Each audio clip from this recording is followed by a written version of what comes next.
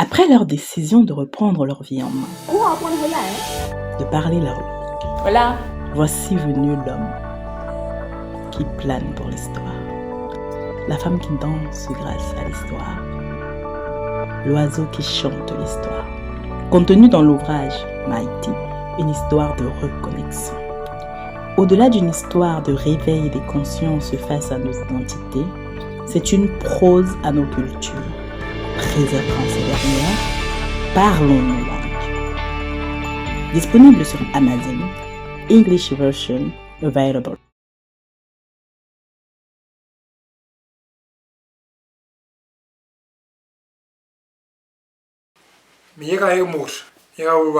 Aujourd'hui, on sera dans la cuisine.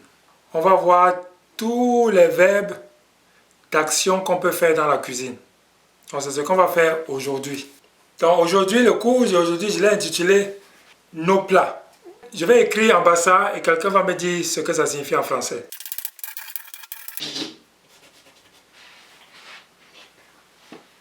Milamb mes, qui peut me donner la signification en français?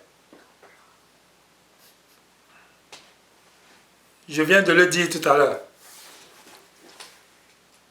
Notre nourriture?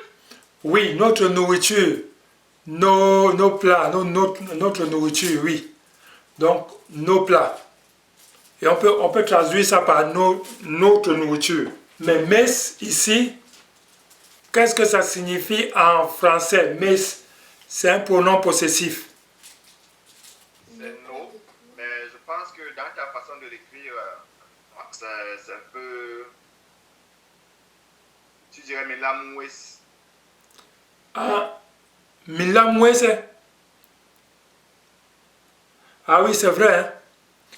Makomes, mais milamwes. Milamwes. Je ne sais pas ça fait cette différence, mais c'est milamwes. Ok. Donc je suis parti avec le M ici pour mettre ça là-bas.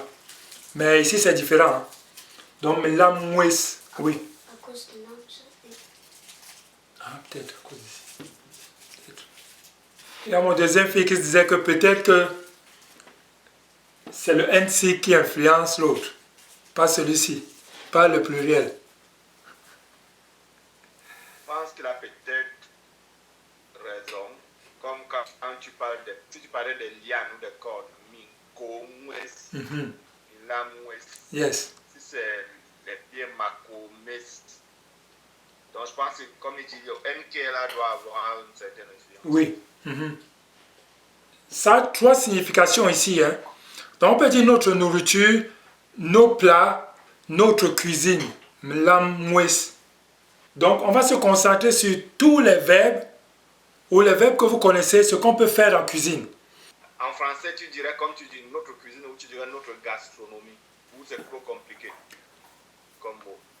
En fait, je me pose la question pour ceux qui sont là qui peuvent aussi ajouter. C'est-à-dire, c'est quoi, gastronomie ou cuisine? Moi, je dirais peut-être cuisine parce que ça englobe l'action de cuisiner. Gastronomie, peut-être Jack Wiss pour gastronomie une fois que c'est cuisiné. Je sais pas, je lance l'idée comme ça. C'est à voir quand même parce que effectivement quand on passe du bassin au français ça peut impliquer beaucoup de choses. Mais si tu dis à quelqu'un milamwes, il va tout englober dedans. Cuisine ou gastronomie ou peu importe, notre nourriture, je sais pas quoi, mais voilà. Je ne pense pas qu'en bassa, en français oui, on aura beaucoup de significations à mettre sur cette phrase-là. Mais en bassa, je ne pense pas qu'on a plus de choses que milamwes. Je pense que ce que tu dis, c'est clair que dans le même mot, tous les mots dont on vient de dire en français, ces synonymes viennent complètement rentrer là-dedans. Bon, les enfants, vous allez me donner tous les verbes que vous connaissez quand on parle de qu'est-ce qu'on peut faire en cuisine, qu'est-ce qu'on fait, quelles sont les actions qu'on fait en cuisine. Bon. Faire. Faire.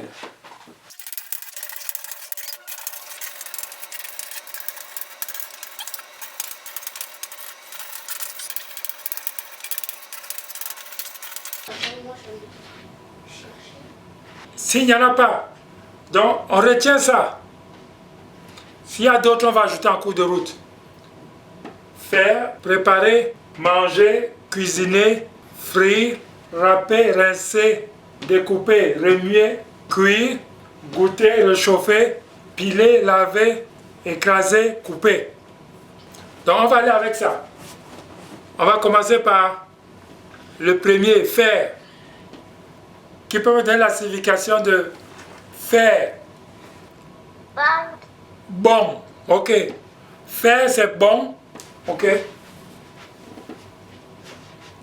Faire, en bassa, on dit bon. Très très bien, Massouma. On passe à préparer. Qui me dit ce que prépare signifie? Préparer.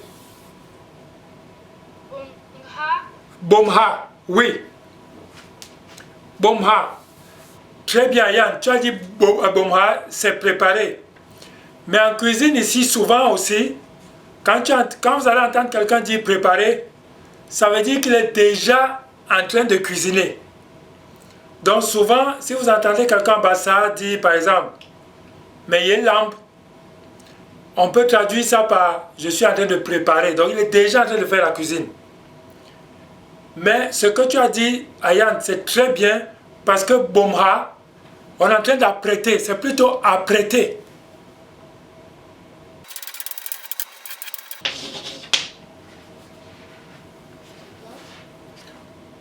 Très bien, Yann.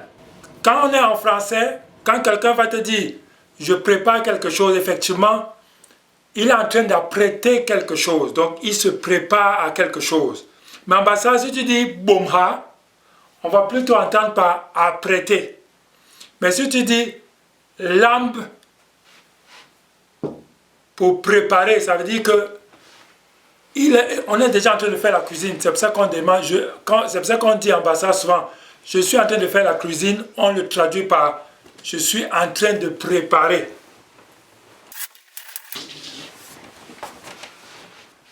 Donc, apprêter ou, entre guillemets, dans certaines circonstances, préparer quelque chose.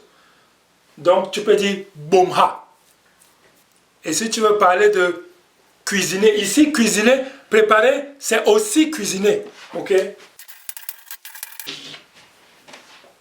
Peut-être, t'entends, Adam?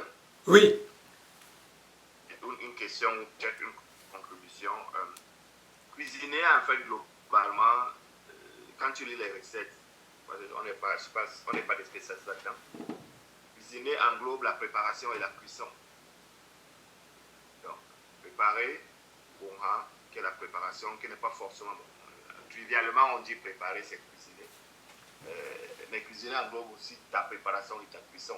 Donc, ce qui fait que préparer, c'est quand la préparation de ta cuisine, tu apprêtes tous les ingrédients, tu apprêtes toutes les choses, tu les déranges, et puis tu vas les cuire, les mettre dans une poêle, ou dans quelque chose, et puis mettre au feu, ou je sais pas, au four ou ailleurs.